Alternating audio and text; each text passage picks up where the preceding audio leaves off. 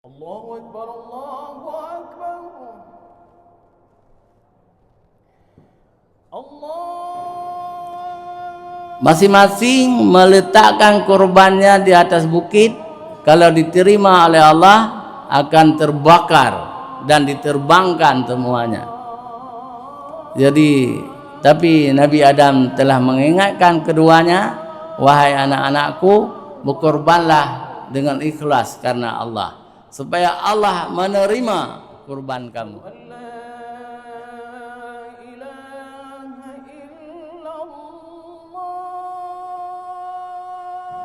Bismillahirrahmanirrahim. Assalamualaikum warahmatullahi wabarakatuh. Alhamdulillahi rabbil alamin. Wabihi nasta'inu ala umurid dunya waddin. Asyhadu an la ilaha illallah wahdahu la syarikalah, wa asyhadu anna Muhammadan abduhu wa rasuluh.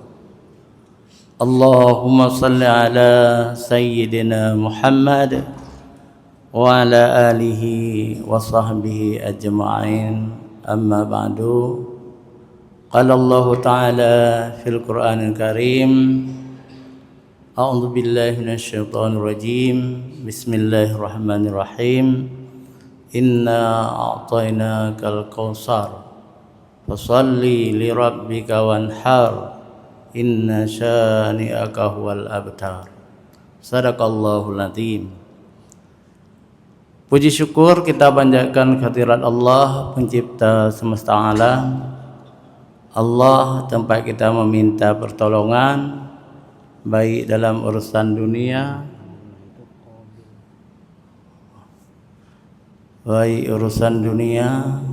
maupun urusan akhirat kita. Selawat dan salam kepada junjungan kita Nabi besar Muhammad sallallahu alaihi wasallam beserta keluarga dan sahabat beliau sekalian. Salam ta'zim kami kepada guru-guru kami yang hadir di subuh yang mulia ini, tamu-tamu kita yang datang dari luar kota,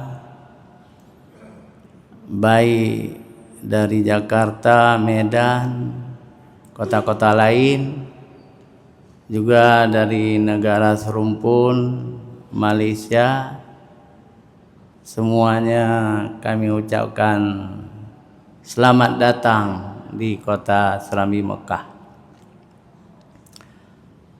Penghormatan juga kepada hadirin wal hadirat yang dirahmati Allah, juga mustami' Radio Republik Indonesia Banda Aceh, radio-radio lainnya, Radio Baitur Rahman, Serambi FM, juga penyimak YouTube. Alhamdulillah pagi ini ada Pak Budi, juga ada Haji Iwa yang membuat video ini. Alhamdulillah pendengarnya sudah puluhan ribu. Jadi cukup tersebar ceramah ini. Kita bangga bukan hanya untuk orang yang tinggal di Aceh, tapi juga orang-orang Aceh yang tinggal di Eropa, yang tinggal di Australia, di Malaysia, semua dikirim oleh kedua saudara kita ini. Jadi alhamdulillah. Hadirin wal hadirat yang dirahmati Allah, kita sudah masuk bulan Dzulhijjah, bulan 12. Jadi Dzulhijjah ini bulan terakhir dari tahun Hijri. Bulan depan Muharram, jadi bulan 1. Ini bulan 12 sekarang. Tapi di bulan 12 ini cukup besar sejarahnya, yakni disyariatkan oleh Allah Subhanahu wa taala kepada kita haji. Jadi haji rukun Islam yang kelima disyariatkan bulan Dzulhijjah ini. Jadi tempatnya di Mekah, Madinah, juga di Arafah. Alhamdulillah, haji ini sesuatu yang kita rindukan semuanya. Kalau sudah sekali ingin dua kali, kalau sudah dua kali ingin tiga kali, ingin 4 kali, dan seterusnya. Kalau mau tiap tahun tidak dilarang. Karena cucu Rasulullah Sayyidina Hasan menunaikan ibadah haji sebanyak 40 kali. Sayyidina Hasan menunaikan ibadah haji sebanyak 40 kali. Tetapi kakeknya Nabi besar Muhammad sallallahu alaihi wasallam hanya menunaikan haji 1 kali saja. Jadi Rasulullah menunaikan haji 1 kali saja. Kenapa Rasulullah tidak menunaikan tiap tahun? Karena ada 2 kemungkinan. Yang pertama, hidup Rasulullah terus-menerus dalam peperangan. Rata-rata Rasulullah berperang melawan orang kafir dan beliau jadi panglimanya setahun 2 kali. Beliau tidak sempat menunaikan ibadah haji tiap tahun. Yang kedua, karena haji rukun Islam yang terakhir diwajibkan oleh Allah juga sangat terlambat. Baru diwajibkan tahun ke-8 Hijriah. Sedangkan Rasulullah wafat tahun ke-10 akhir 10 Hijriah. Tentu untuk menunaikan ibadah haji perlu perbekalan yang halal. Rasulullah tentu tidak mau naik haji dengan meminta-minta sama orang atau mengambil uang negara. Bukan seperti kita sekarang ini, kalau bisa menyikat punya rakyat, sikat terus kemudian naik haji. Beda kita dengan Rasulullah. Rasulullah tidak mau sedikit pun uang ongkos hajinya itu syubhat, apalagi haram. Jadi Rasulullah naik haji tahun ke-9 Hijriah, ya. Lebih duluan sahabatnya. Jadi beliau naik haji bukan 9, 10. Sahabatnya Abu Bakar memimpin sehingga sangat banyak orang yang mengikuti. Itu tahun ke-9 Hijrah. Itu Rasulullah. Hajinya hanya 1 kali, haji wada, haji pertama dan haji terakhir Rasulullah. Tapi Rasulullah pernah umrah 4 kali. Jadi hajinya 1 kali, umrahnya 4 kali. Kalau kita punya rezeki yang halal, silakan naik haji tiap tahun, tidak masalah, seperti Sayyidina Hasan cucu Rasulullah, atau sekurang-kurangnya 5 tahun sekali. 5 tahun sekali. Kalau orang yang bercukupan, orang kaya, tidak mau naik haji, sekurang-kurangnya 5 tahun sekali, termasuk orang kaya yang berdosa. Itu ada juga ketentuannya. Dianjurkan kalau kita bercukupan punya rezeki, silakan 5 tahun sekali untuk kita kunjungi Baitullah.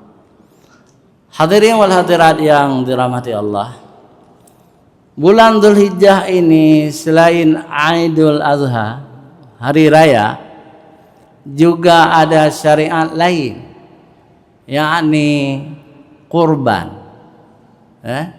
Kurban menyembelih hewan ternak, dan pahalanya sangat besar. pahala dari Allah Subhanahu wa taala. Kurban dalam syariat Islam berbentuk binatang ternak. Jadi yang besar-besar itu unta. Nah, unta, di bawah itu lembu, kerbau, domba, biri-biri, kambing. Itu yang dianjurkan oleh Rasulullah sallallahu alaihi wasallam. Ada pertanyaan, saya tidak mau mengorbankan kambing. Saya akan korbankan 100 ekor ayam, boleh?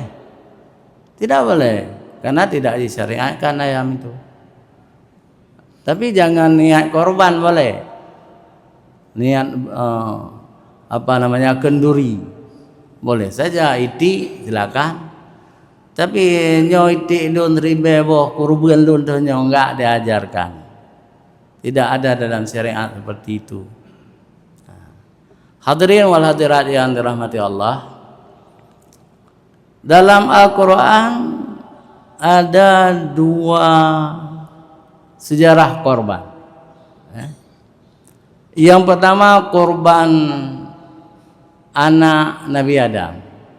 Putra Nabi Adam ada 2 orang, laki-laki, Habil dan Qabil. Lebih tua Qabil. Qabil yang pertama, Habil adiknya. Siti Hawa sekali melahirkan 2 orang. Satu laki-laki, satu perempuan, kembar. Tapi bukan kembar siam, kembar biasa. Jadi sekali mengandung 2, lahir 1 laki-laki, 1 perempuan. Dan jumlah mengandung Siti Hawa menurut sejarah itu 12 kali. Artinya Siti Hawa ada anaknya Nabi Adam 24 orang. Jadi 12 laki-laki dan 12 perempuan.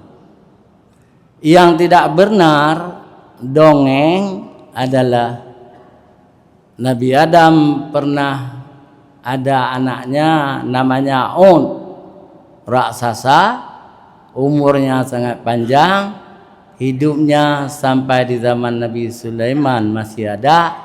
Itu dongeng Yahudi laknatullah. Kita orang Islam tidak boleh percaya. Digambarkan On itu raksasa di dalam laut hanya sampai lututnya, tangannya bisa memegang matahari. Berapa kilometer badannya? Itu dongeng, tidak ada.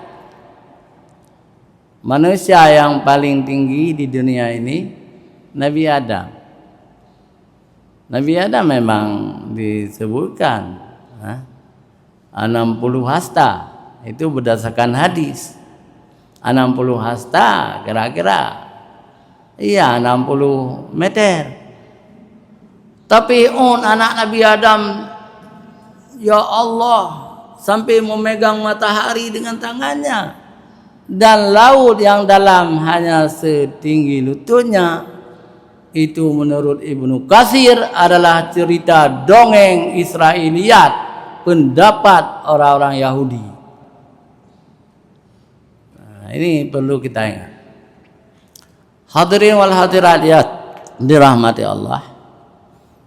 Jadi anak Nabi Adam ini jadi ingin dikawinkan dengan yang ditentukan oleh Allah. Jadi yang pertama Habil mau dinikahkan oleh Nabi Adam dengan adiknya yang berselang. Itu cantik kali, Aklima namanya. Tapi kemudian Qabil punya juga adik yang berselang, kakaknya. Itu namanya Labuda, kurang cantik. Akhirnya Qabil tidak bisa menerima, walaupun itu ketentuan dari Allah. Dia tidak mau dengan kakaknya yang kurang cantik. Dia sangat mencintai adiknya yang lahirnya sama-sama kembar, Iklimah yang sangat cantik. Tetapi ketentuan Allah itu tidak bisa dirubah. Adam tidak setuju, walaupun sudah jadi masalah dengan ayahnya. Tapi Nabi Adam tegas, tidak boleh kamu langgar, ini perintah Allah.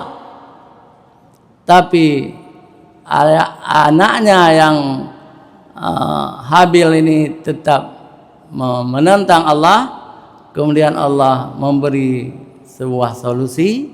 Solusinya adalah kurban. Bagaimana kurbannya? Kurbannya sesuai dengan profesi.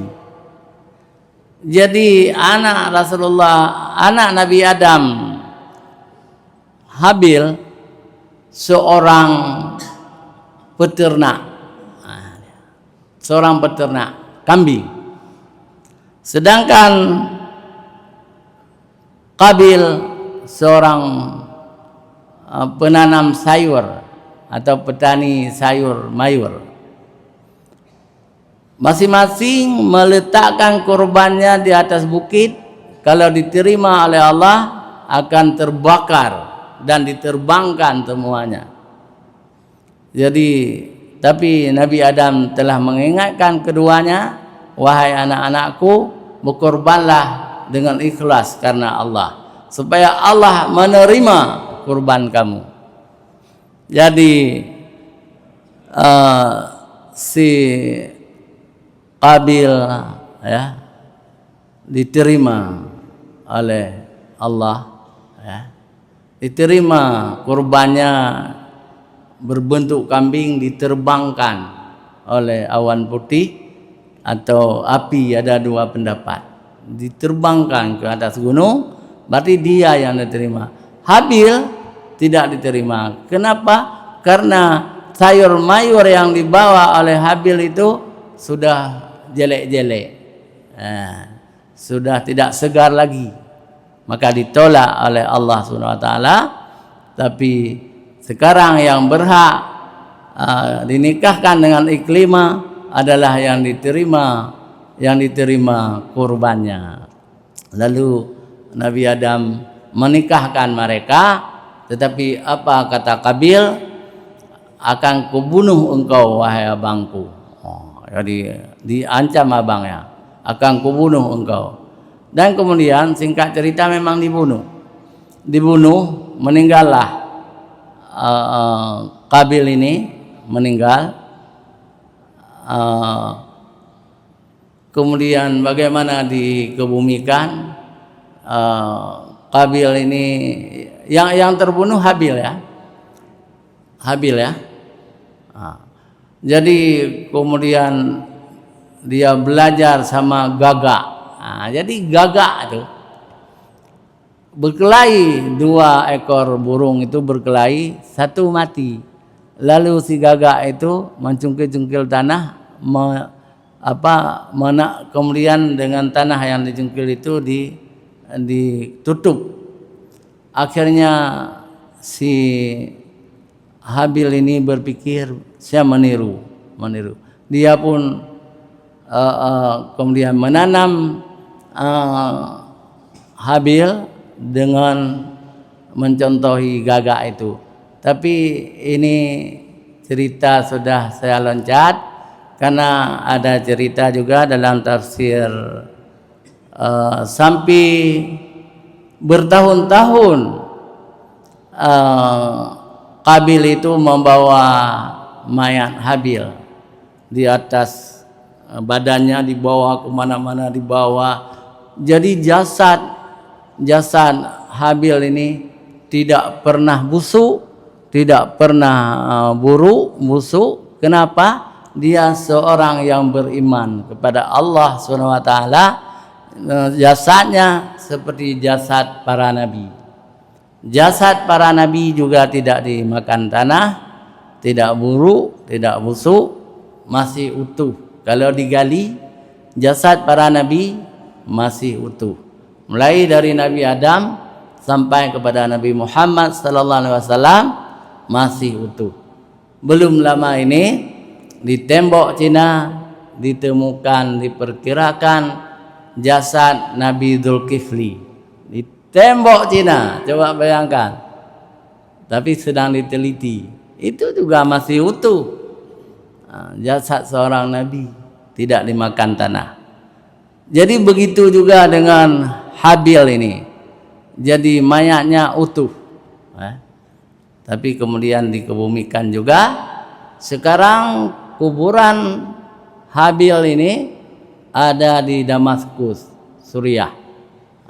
Coba lihat di YouTube, ada di Damaskus kuburan Qabil. Hadirin wal hadirat yang dirahmati Allah, itulah kisah yang diabadikan dalam Al-Quran, surah Al-Baqarah, juga dalam surat Al-Qasas. Itu cerita dua anak Nabi Adam. Kemudian cerita kedua dalam Al-Quran sangat kita kenal, cerita Nabi Ismail yang disembelih oleh ayahnya Ibrahim karena perintah Allah Subhanahu wa taala. Ketika Ismail berusia remaja, berapa tahun? 14 tahun. 14 tahun ini terjadi di Mina, Arab Saudi, di kota Mina, tempat kita menunaikan ibadah haji. Kita bermalam di Mina dan kita berkorban juga di sana. Disitulah tempat Nabi Ibrahim menyembelih putranya sematawayang. Tidak ada anak yang lain, hanya satu, Ismail, disembelih, diperintahkan oleh Allah. Tetapi Nabi Ibrahim melaksanakan karena Allah, karena jujurnya, ikhlasnya, Allah menggantikan bizibhim azim, dengan seekor kibas yang besar. Nabi Ibrahim menyembelih kibas, jadi dibagi-bagi kepada fakir miskin, sedangkan Ismail selamat dari penyembelihan ayahnya. Ini akidah kita umat Islam. Bagaimana dengan akidah orang-orang Yahudi dan Nasrani? Mereka membuang semua ayat-ayat Taurat, mereka gantikan yang disembelih oleh Ibrahim adalah Ishak, bukan Ismail. Sampai sekarang orang-orang Yahudi dan orang-orang Nasrani percaya dalam agama mereka yang disembelih oleh Ibrahim adalah Ishak. Itulah penipuan setan terhadap orang-orang Yahudi dan orang-orang Nasrani. Yang benar yang disembelih itu adalah Ismail. Kenapa? Dalam Al-Quran juga diceritakan setelah peristiwa penyembelihan atau penyembelihan kurban Ibrahim, seekor kibas menggantikan Ismail, baru anak kedua Nabi Ibrahim lahir dari istrinya Siti Sarah yang diberi nama Ishak.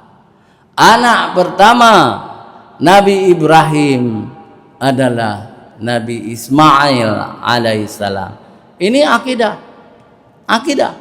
Kalau ada orang-orang Islam percaya bahwa bukan Ismail yang disembelih, yang diperintahkan penyembelihan, mereka percaya seperti percaya orang-orang Yahudi dan Nasrani, kafir. Jangan main-main dengan ini. Kita diperintahkan oleh Rasulullah bahwa yang disembelih adalah Ismail. Juga diabadikan oleh Allah dalam surah As-Saffat ayat 100 sampai 107 bahwa yang disembelih itu adalah Ismail, bukan Ishak. Orang-orang Yahudi dan orang-orang Nasrani mereka mengatakan Ishak itu keliru. Kita tidak boleh terpengaruh dengan paham dan kepercayaan orang-orang kafir. Ini cerita kedua. Ada cerita ketiga, tidak ada dalam Al-Quran, tetapi ada dalam hadis. Ya, Abdullah bin Abdul Muttalib itu ayahanda Rasulullah Muhammad sallallahu alaihi wasallam. Juga seorang kurban. Jadi Abdul Muttalib itu bernazar kepada Allah, ya Tuhanku, berilah kepadaku 10 anak laki-laki. 10 anak laki-laki. Satu di antaranya akan saya kurbankan, akan saya sembelih, saya potong lehernya. Itu nazar Abdul Muttalib, ayahne Rasulullah sallallahu alaihi wasallam. Lahirlah laki-laki 10 orang, termasuk Abu Lahab. Abu Lahab yang ke-7, Abdullah yang ke-6. 10 orang semuanya laki-laki. Dan yang perempuan 6 orang. Jadi 16 orang anak dari Abdul Muttalib. Jadi setelah dewasa anak laki-lakinya, dia teringat nazarnya kepada Allah. Jadi orang-orang Arab itu, orang walaupun masih jahiliyah waktu itu, tidak mau mengingkari janjinya. Dia buatlah pengumuman, saya berjanji kepada Allah supaya saya punya anak laki-laki 10 orang untuk membantu saya melayani jamaah haji. Karena sebelum Islam haji juga sudah ada setiap tahun. Masa jahiliyah sudah ada orang naik haji berpuluh-puluh, beribu-ribu tahun. Jadi Ka'bah itu didatangi oleh orang-orang Arab setiap tahun. Sebelum Islam sudah ada. Jadi supaya ada pembantunya, Abdul Muttalib, kakek Rasulullah, meminta kepada Allah supaya ada anak laki-laki yang bisa membantunya melayani jamaah haji. Itu luar biasa. Dan kemudian dikabulkan oleh Allah. Ada 10 anak laki-lakinya yang kuat-kuat, gagah, besar, tapi nazarnya 1 harus dikorbankan. Maka diundilah. Setiap undian selalu jatuh kepada Abdullah. Padahal Abdullah anak yang paling disayangi, yang paling dicintai oleh Abdul Muttalib. Itu Abdullah itu sangat baik akhlaknya. Kemudian Abu Lahab batatat. Begitulah kira-kira kan. Hamzah batat sedikit, tapi Hamzah masuk Islam, syahid ya. Yang paling kecil apa namanya? Yang paling kecil Abbas ya. Jadi 10 orang semuanya. Jadi diundi selalu Abdullah. Dia susah sekali. Berkali-kali diundi dengan anak panah, ditulis nama. Di waktu nanti Abdullah selalu dia tidak rela. Akhirnya diberitahukan oleh seseorang, wahai Abdul Muttalib, pergilah kamu ke pinggir kota. Di situ ada seorang dukun yang bisa memberi solusi, jalan keluar.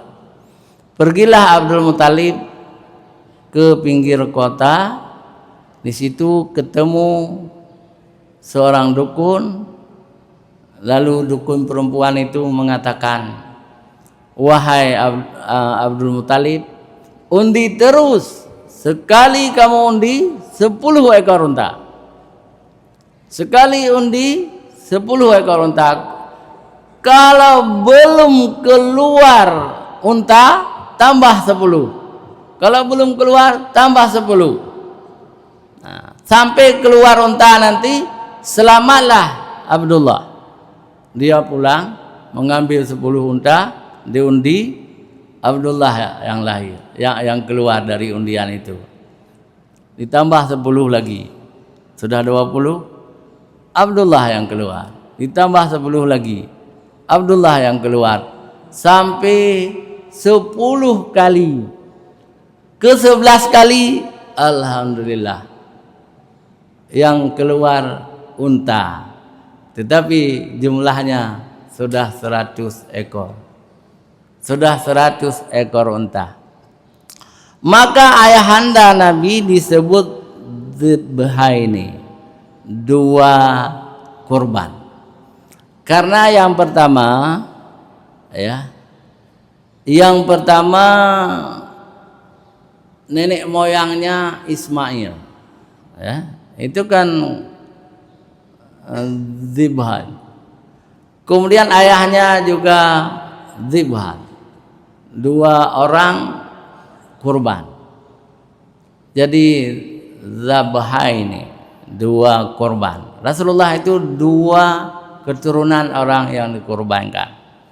Tapi kedua-duanya tidak jadi dikurbankan. Ismail diselamatkan oleh Allah dengan seekor kibas yang besar. Tidak jadi dikorbankan Ismail. Ayah Rasulullah tidak jadi dikorbankan karena diganti dengan 100 ekor unta. Jadi 100 ekor unta, kalau sekarang 1 miliar kalau nggak salah, 1 ekor unta besar. 100 ekor unta. Jadi begitu berharga nyawa Abdullah bin Abdul Muttalib. Itu luar biasa. Istrinya Aminah, juga anak keturunan orang yang paling baik, dari keluarga yang paling terhormat, bukan dari keluarga orang-orang yang jelek, tapi Aminah juga binti Wahab dari keluarga yang baik. Mereka dijodohkan, tapi sayang setelah 2 bulan Aminah mengandung, Abdullah wafat di Abwa, ya, di antara Mekah dan Madinah. Jadilah Muhammad itu anak yatim di usia 2 tahun 2 bulan dalam kandungan ibunya. Itu sejarah, ya. Jadi 2 sejarah diabadikan dalam Al-Quran, 1 sejarah dalam hadis Nabi.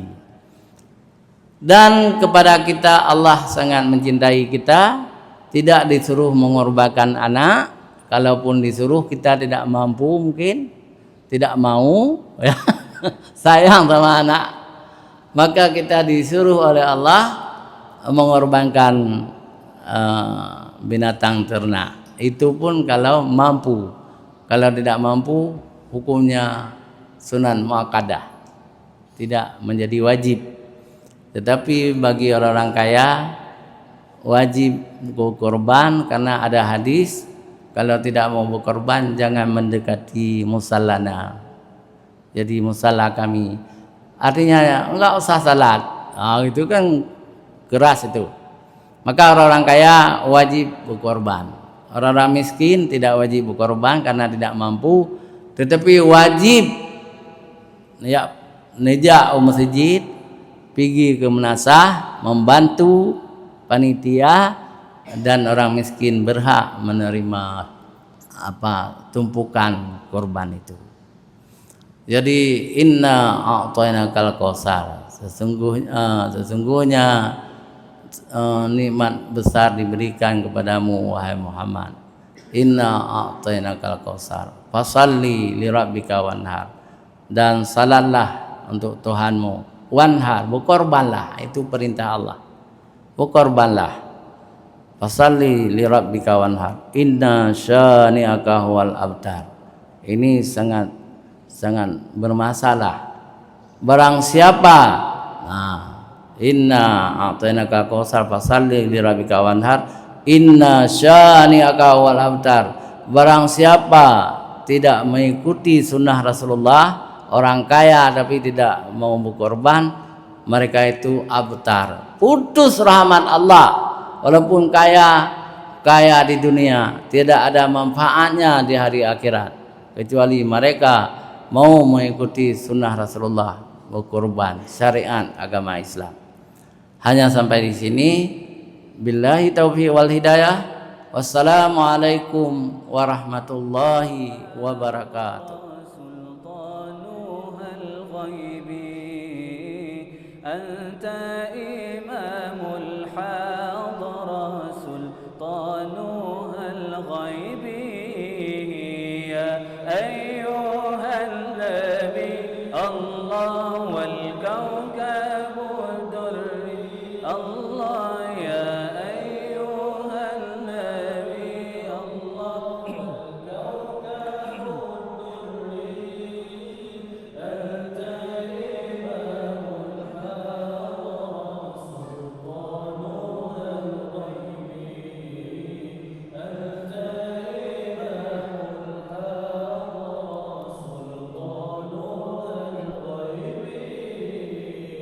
فإني عبد حملي ثقيل فإني عبد حملي ثقيل ولي ذنوب مثل الرمال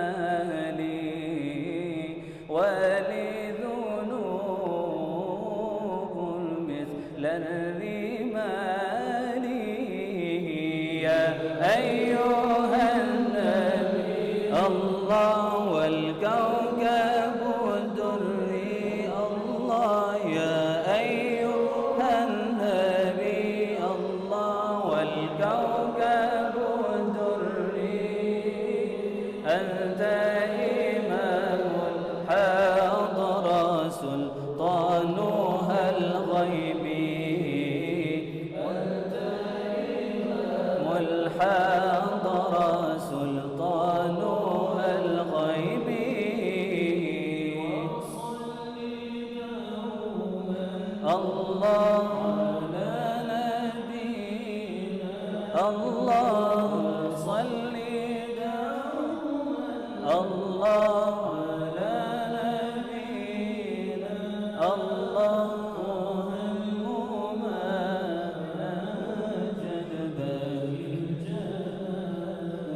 الله الله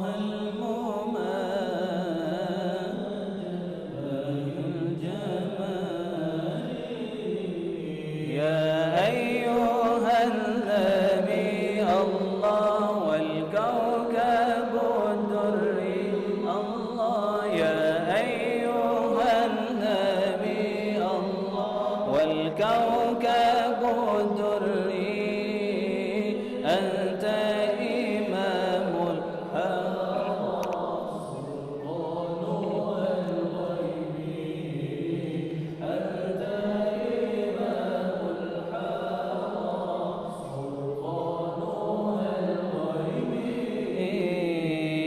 من يراني ولا أراه يا من يراني ولا أراه انظر بعين الرضا لحالي انظر بعين الرضا لحالي يا أيها النبي الله والكوكب الدري الله يا أيها النبي والكوكب الدري